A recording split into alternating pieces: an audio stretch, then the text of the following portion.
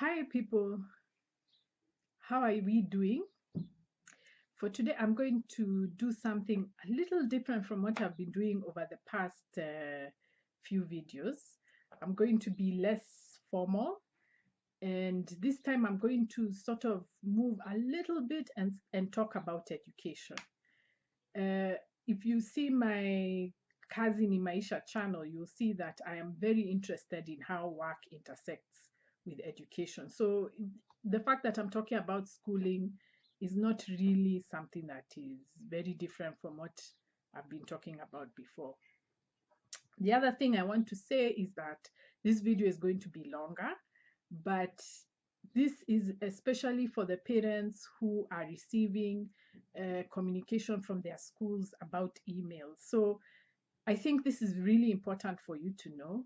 And so you'll be able to, you will want to listen to this. Um, and if you want, you can to it in the car as you're driving home. Put put your phone on your earphones in M3, or you can even listen to it while you're in the kitchen. So the fact that it's long doesn't mean you have to sit and stare at my face. You can listen to me while you're doing other things, because there's no there's no drama that is going to happen here on this in this video. So I want to thank the parents who have responded to my requests on Twitter and on Facebook, asking for um, for you to send me information about what your schools are telling you. I've also had some people replying to me on Twitter, so I want to say thank you very much, because this helps us um, talk about what is happening in the schools our children are going to. Um, so, um, one of the things why I talk about education and work is because they are linked. And the way we treat our children is what we think the school does for us in terms of work. And some of you might recall that during the debate on CBC, I kept saying that we must pull education away from employment, because whatever employers decide is what ends up happening in the schools. So part of why schools are able to exploit you as the parents is because you are already being exploited in the workplace. So for you to understand some of the things that I'm saying, you also have to ask yourself questions about what do you believe about work. And that's why I'm encouraging you, either before finishing this video or after, you go back to the other videos in this channel and look at some of the things I'm saying about work, because whatever you believe about work is what you will accept for your children when they are going to school. Okay, I'm going to talk about 5 principles that we need to think about when we are thinking about the e-learning for our children. Now, the first one, and this is very important, and I've said it on Twitter many times, the first one is that the mind is a muscle, not a debe. You know, when we were young, there was this proverb people used to say, whenever you're saying something foolish, people would say empty debes make a lot of noise. That is not the case for education.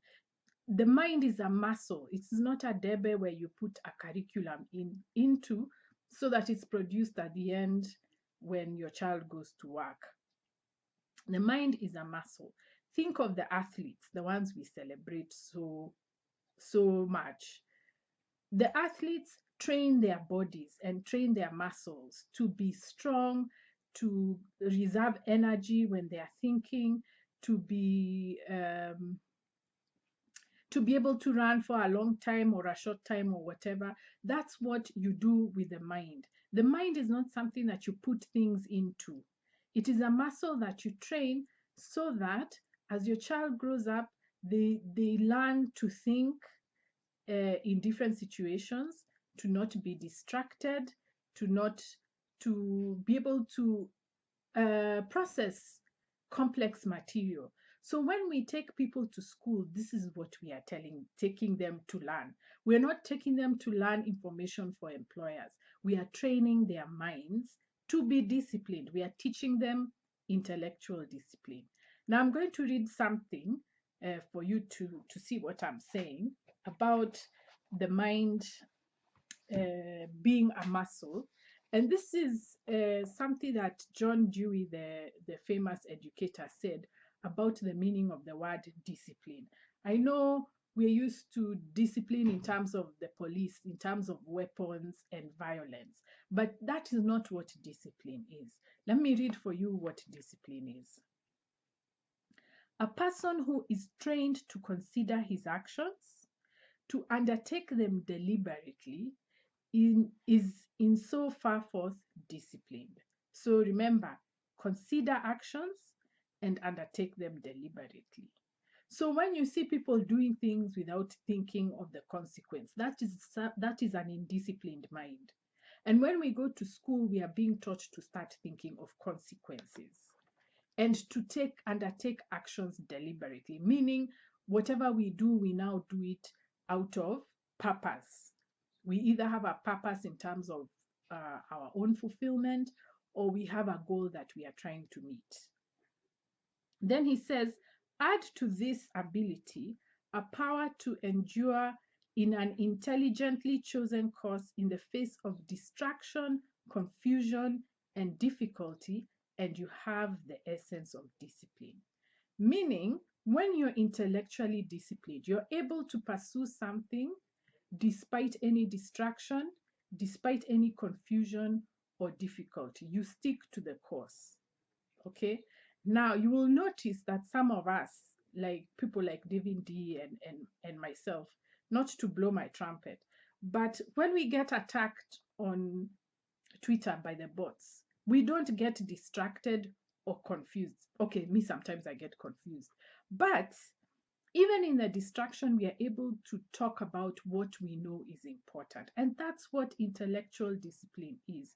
Being able not to be distracted, confused, or discouraged by the difficulty of facing a task that requires your intellectual input. So when we are taking kids to school, this is what we are training them to do.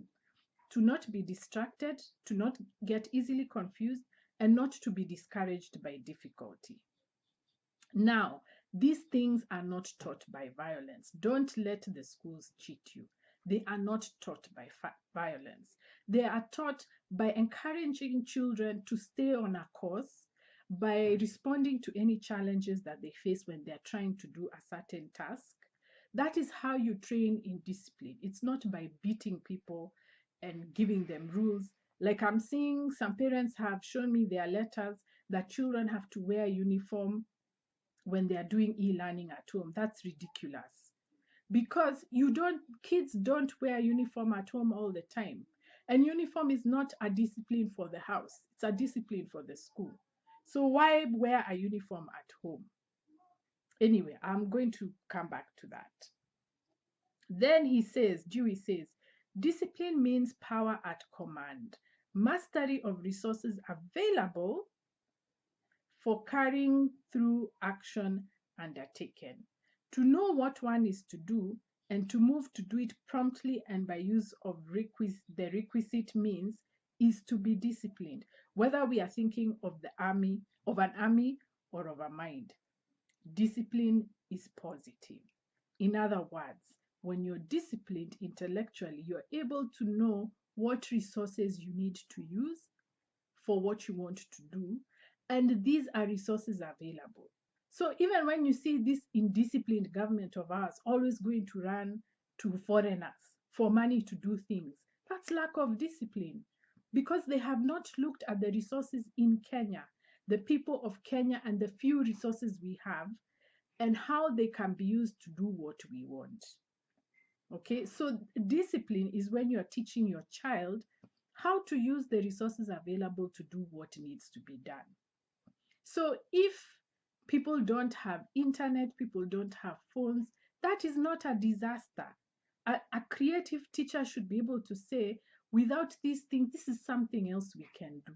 Because that's the essence of education, to be able to think of it on your feet and to look for the resources available to do what you want.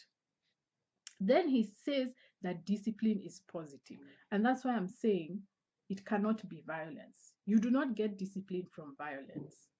You get it from training, from learning to do the right thing and keeping on doing it. You see the athletes, who beats the athletes when they are training so that they learn how to train? Okay, so the same thing for education. If you don't need to beat athletes to learn how to run and win marathons, you don't need to beat children for them to be intellectually disciplined.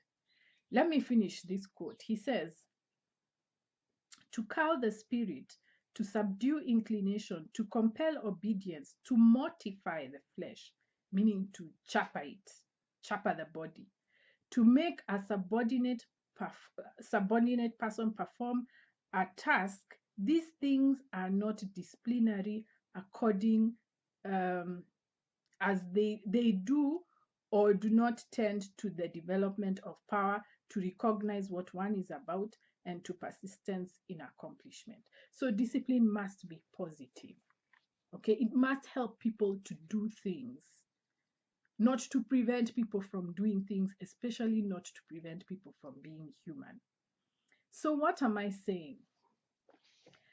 I'm saying that in this time of the pandemic, we do not need to be pushing kids through curriculum, because what matters is not that they cover the curriculum. It is that their minds are disciplined, that their minds are disciplined, that their minds are creative. And what else did he say? Able to follow a path in the course of distraction, confusion, and difficulty. This is what we are going through with the pandemic. There's a distraction, there's a confusion, there's difficulty. And we want to train our children to be able to go through this without getting overwhelmed, intellectually overwhelmed. So the lessons children should be learning now are to be creative, to concentrate, to pay attention to things, and to be disciplined, to have a work ethic. So in other words, instead of feeding them with a syllabus, if you tell them to cook, if you tell them to clean, if you help them play games, if they read creative things, and if they're younger, of course, you can read with them, then you are training them to be disciplined without the syllabus. You don't need a curriculum from a government, either here or abroad, to make your kid disciplined. Your child can be disciplined through work, the same work that I've been talking about. They can be disciplined and creative, and they can learn community also. Because, for example, when you're with them in the kitchen cooking together, see, you're chatting and you're doing something together, so they learn to communicate and to collaborate. The other thing I was saying is that this is a very good time for kids to learn their identity. Tell them how you used to be when you were a child, so that when they say, "Kwani there were no cell phones," you explain to them, "No, those days we used to call through an operator, or those days we didn't even have a phone. We used to have to go to the market to get a phone there. To call Nakuru, we had to call an operator." Don't you want your kids to learn these funny, nice things about their history? And then you can tell them about other things that used to happen then. So history doesn't have to be in a book. It comes from your experience. Then they ask you, what did your father used to do? Where did he come from? How did he meet Shosho? These are history classes. You don't have to have a book. So those are the conversations you can be having at this time. Build your child's identity instead of being harassed by a syllabus. And let me just say, that does not mean that teachers cannot do anything. Teachers should be allowed to be creative. Let them send you stories for you to read with your children. But this thing of sitting in uniform in front of a camera, no, I don't agree. Let me just say I don't agree. I'm not the Minister of Education. I don't make policy. I'm just saying what I think in my reasoned perspective as an expert. I don't think that is necessary. Okay, so the mind is a muscle. It's not a debe. It's a muscle you're training to think, and to think all the time with different resources. That's what education is for. Okay. The second thing I want to say, which is kind of related to the first, is that play is also learning. When children play games, they learn to be disciplined, they learn to follow rules, and to cooperate, to compete while cooperating. There are so many things children learn from games. So if you have more than one child in the house and they come up with games, that is learning. They don't need a syllabus for them to learn. They will learn so many things, and as you even help referee the game in case they start fighting, you're showing them the concept of fairness, of following rules, of being determined. So the syllabus, the fact that children are playing doesn't mean that they are not learning. Okay, the third thing I want to say, and this one I think some of you have already started saying, teaching is work. I know we don't produce things to sell, but teachers do work. And this is why I was saying, I refer you back to my Kazi ni Maisha series, because this is something I have been making. This is a point that I have been making. Care is work. So whether we are teaching, whether we are treating, whether we are taking takataka to the dump, whether we are getting sewage in our bowser, all this thing is care work. There's no product, but we are caring for people and making their lives better. When teachers are teaching children, we've been trained in psychology, philosophy, communication. We do all these subjects as teachers when we are training to be teachers. So we've been trained how to take care of children and how to make them learn in a way that does not interfere with their development as human beings. So that is work, and that work must be respected. And why am I saying this? It means that e-learning is a form of exploitation. It means that you parents are being given the work of teachers to do at home, so now you're doing double work. And you're not going to be paid for it. In fact, you're paying the school to do the teacher's work. How is that fair? How is that fair? And let me tell you why this is happening. And I said this during CBC when they were talking about parental involvement. Children need many kinds of adults in their lives. They need their grandmothers for a sense of history, for them to see what it means to grow old, for a sense of identity. They need the grandparents. They need the parents to feed them and take them to school and do the physical things that need to be done for children as they grow up. And then they also need teachers. Teachers are the ones who take care of the content that the children will learn. So when you're being sent things for you to do with your child, you're doing two jobs.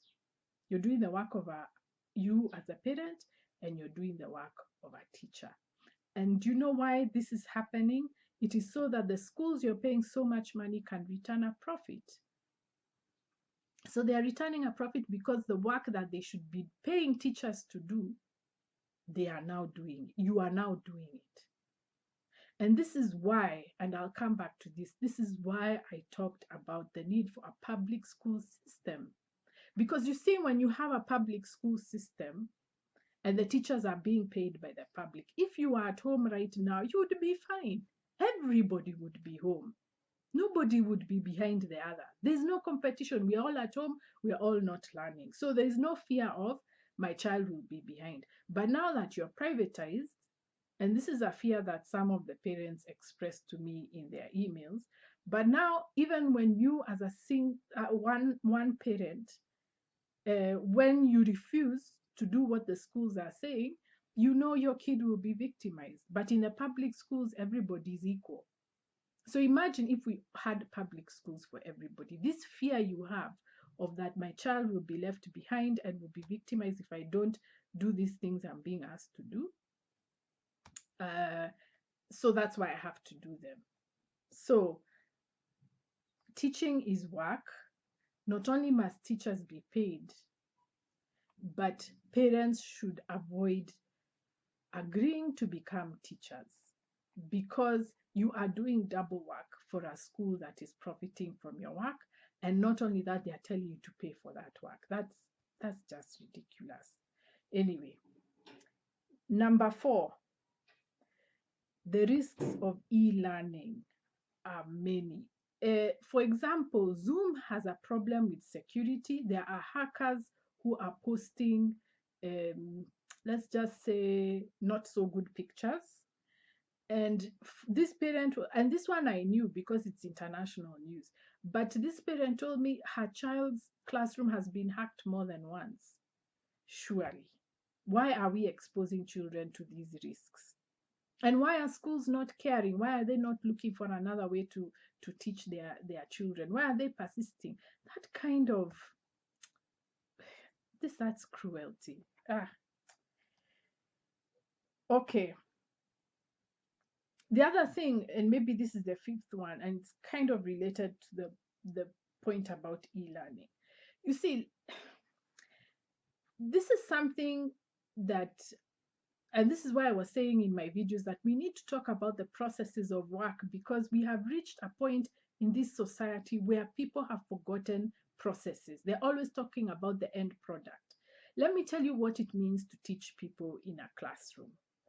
When I am with the students in a class, and I can imagine for teachers, it's even, of smaller children, it's even more. And you know this as parents. When we are teaching people in a class and you say something, you can tell when your learners are not understanding. You can see the shift in their eyes. When you ask questions, you can see them hesitate.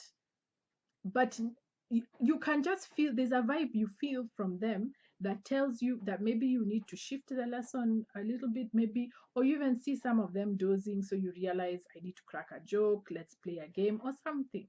But you're able to see what is happening directly in front of your eyes. With a screen, we are now watching a screen. We are not watching people. Let's remember this.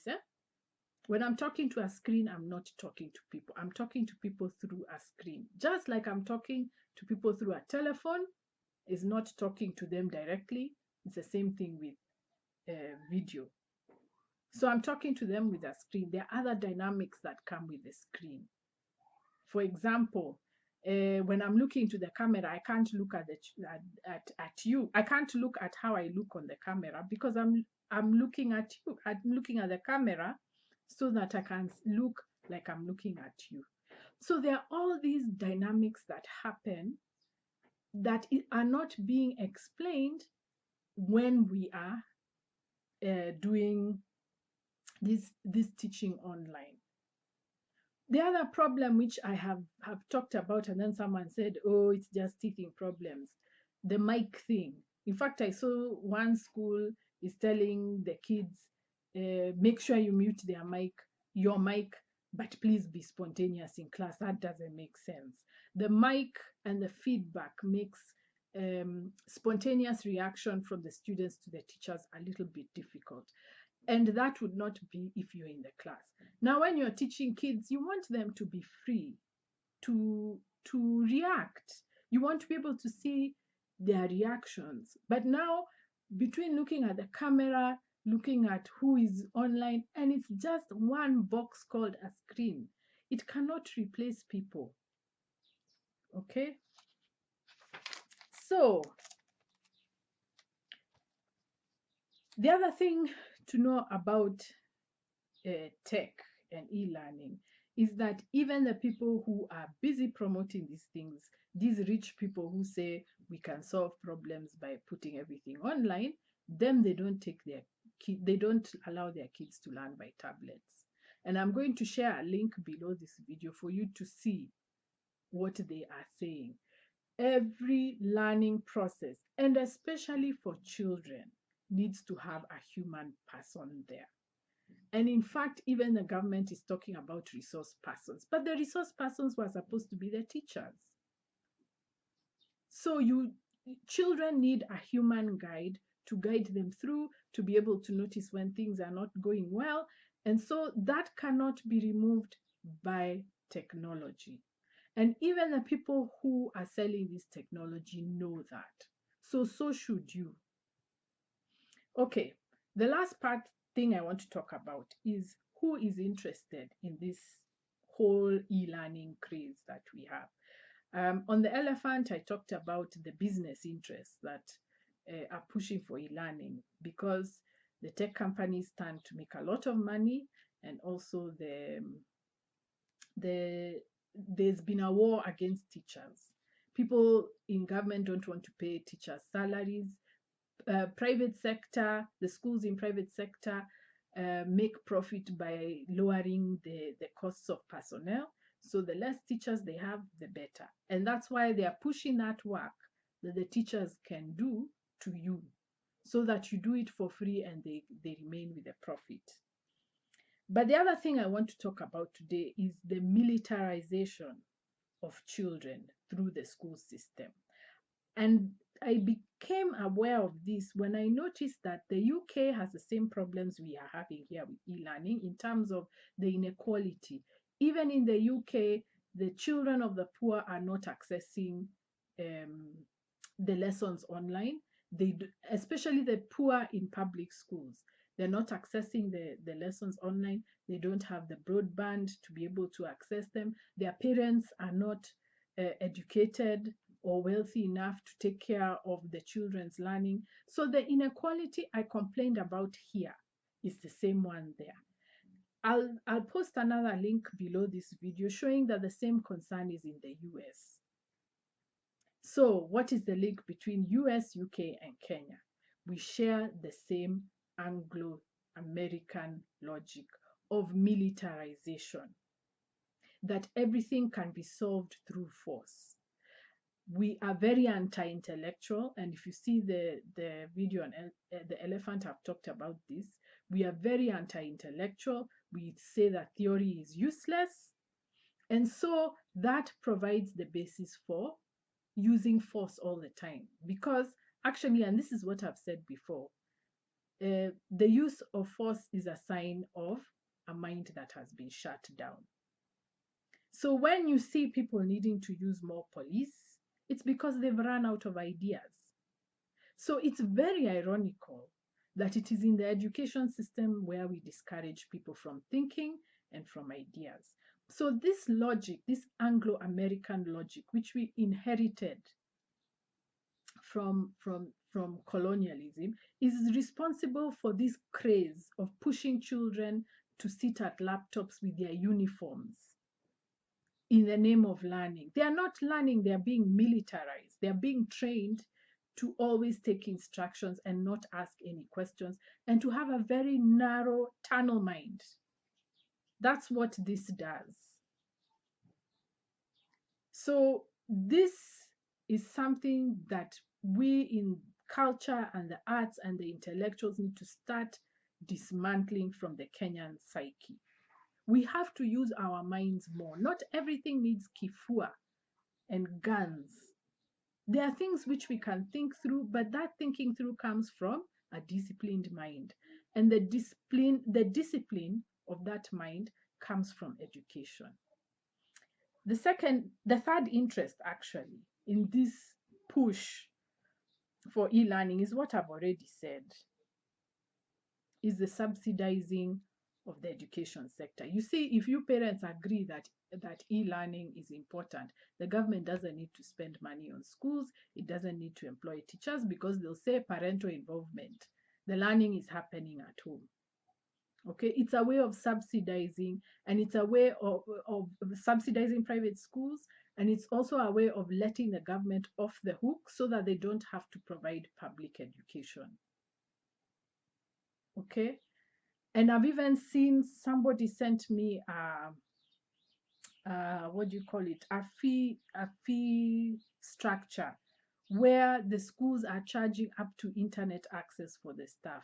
You see, if we had a public school system, this would not be there. First of all, we would all be behind the syllabus. So the question of, oh, I need to cover the syllabus for these exams, it would not arise. But also, if we had a public school system, the internet access would be accessible for more people. But now, because we have privatized, the schools are blackmailing you parents because you care for your children, they are blackmailing you into supporting whatever they want. So what have I, do I have a solution? In fact, I told someone yesterday that somebody asking me for a solution is somebody who doesn't want to think. I'm just giving you some tips to think through what is happening with your e-learning for the children. Of course, when it comes to the upper levels, that's another case. But I hope these are things that you can discuss as parents. Put this video in your WhatsApp group as parents and ask your educators in the school to watch it with you and give you an account of what this means. But some of the torturing children like this and making parents do the work of the teacher and the parent is not right. It takes a village to raise the child, and that's why I'm here trying to help you navigate this nonsense. Let the children play. Let the children do work in the house. They will learn. And in fact, when they learn that way, they will be fresh. And when they go back to school, they will be able to even cover the syllabus faster. Anyway, send me your comments, questions, and I'll respond. Thank you for watching.